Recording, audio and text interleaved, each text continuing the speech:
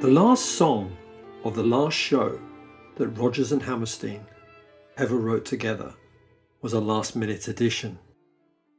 Just 10 days before The Sound of Music opened on Broadway, Richard Rodgers decided that the non-singing Captain Von Trapp needed his own signature tune. This would allow the grumpy, good Austrian the chance to say farewell to his beloved homeland. The song would be performed in the concert scene in the final act. Not a rousing call to arms, like the Marseillaise in Casablanca, but a quiet declaration of love for the country he was being forced to leave. With the New York opening fast approaching, Rodgers' songwriting partner, Oscar Hammerstein, was not in good shape. The 65-year-old had missed the first full tryout in New Haven to undergo major surgery. This operation removed most of his stomach, but not all of the cancer cells. The bad news was relayed to the lyricist's family. They decided not to pass it on to the patient, believing that it wouldn't have done him any good. But they felt morally, and perhaps legally, obliged to inform Rodgers.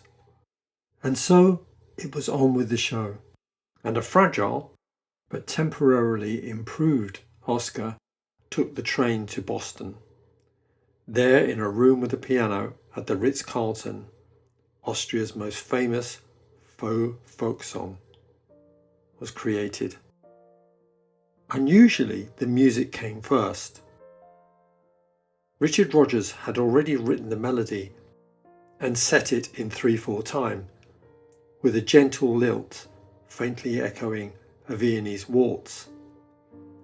This was appropriate to the Salzburg Festival stage context and a nod to the lost world of Habsburg Empire grandeur. The Austrian émigré folk singer Theodor Bickel was cast to play Baron Von Trapp. This encouraged Rodgers to create an arrangement designed for a simple guitar accompaniment. Its humility was intended as a subtle counterpoint to the bombastic nationalism surrounding the Nazi Anschluss. Oscar Hammerstein died on the 23rd of August 1960, 9 months into The Sound of Music's record-breaking run. His passing was marked by a 3-minute blackout in the area around Times Square, what Stanley Green calls the greatest tribute Broadway ever paid to one man. A few blocks away, Edelweiss continued to bloom and grow. Audiences would be unfailingly moved, never questioning the supposed traditional folk tune's authenticity.